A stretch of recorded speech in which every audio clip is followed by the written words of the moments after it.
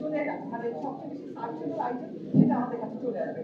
আপনি যদি কোনো রিসার্চ না করেন, ইসলামিক থিওলজি বলি, ফিলোসফি বলি, পলিটিক্স বলি, কিছু রিসার্চ নাই আপনার, আপনি বড় বলা করছেন কিন্তু মানুষ সার্চ দিয়ে ইসলাম পাচ্ছে না। একটা একাডেমিক স্পেশালাইজ কোনো নলেজ পাচ্ছে না ইসলামের উপরে, শুধু ফতোয়া, শুধু লোকজনের সব লো লেভেল অফ ইন্টারপ্রিটেশন, এবং যে জিনিস পাচ্ছে সেটা দিয়ে তার কোনো জ্ঞান গর্ব আলোচনা হচ্ছে না, কারোর জ্ঞান লাভ হচ্ছে না। তো আপনি রিসার্চ করে যদি অন্যদের চাইতে স্ট্রঙ্গার রিসার্চ দিয়ে ডেটাবেসে ঢুকাতে পারেন, আপনি এমনিতেই জয়লাভ করবেন। এআই এর যুগে আপনি লো লেভেল অফ ইনফরমেশন দিবেন আর মানুষ আপনাকে একসেপ্ট করবে, এটা ঘটবে না। এআই দিয়ে লোকজন যে কোনো জিনিস সার্চ করে নিয়ে আসতে পারে।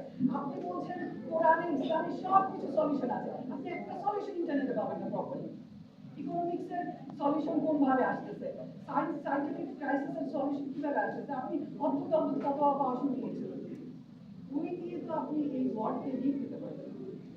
সুতরাং এই যুগে আপনি যদি ইসলামাইজেশনও চান, মাল্টিকালচারিজমও চান, you need to base on very strong database research, everything, so that it comes into the radar of the whole universe, all whole humanity.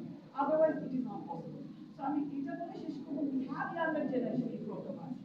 এই জিনিসটা মাথায় রাখতে হবে, we have achieved multiculturalism, কিন্তু যদি আমরা extremism কে সাপোর্ট দেওয়া শুরু করি কেয়ারলেসলি, এআই কিন্তু ক্যাচ করবে এবং জনগণ দেখবে। যদি এক্সট্রিমিজমে চলে যায়, আমরা হারিয়ে ফেলব, আমরা ফেল করে যাব। আমাদের বরঞ্চ strong research base, strong knowledge base দিয়ে আমাদেরকে সবাইকে, মানে আমাদের প্রতিপক্ষ যারা আছে তাদেরকে ফেস করতে হবে। আমাদের উল্টা দিকের যে ভ্যালু সিস্টেম আছে তাদেরকে নলেজ দিয়ে ফেস করতে হবে। শুধুমাত্র বড় গলা করে লো লেভেল অফ তর্ক করে হবে। Okay, with that, I want to conclude because I have many things to say, কিন্তু আমার তো আজকে টাইম অতটা পাওয়া যাবে না। আমি কিন্তু এখন প্রশ্ন নেওয়ার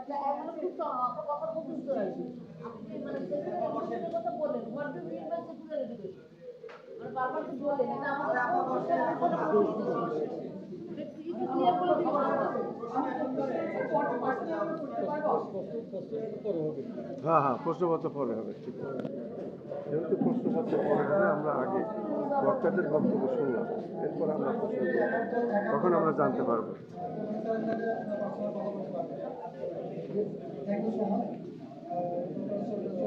মারুফ